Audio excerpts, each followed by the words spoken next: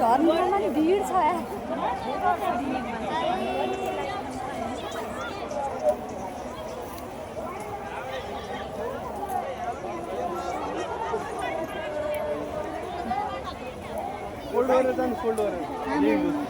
कति रिभ्यू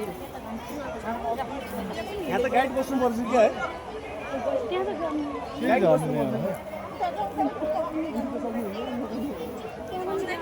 मान्छेहरू हिँड्ने बाटोमा कस्तो छ लड्यो भने त सिधै जान्छ मन्दिर भिडै भिड छ भिड छ भिड छ भने त भिडको बाटो नहिँड्नु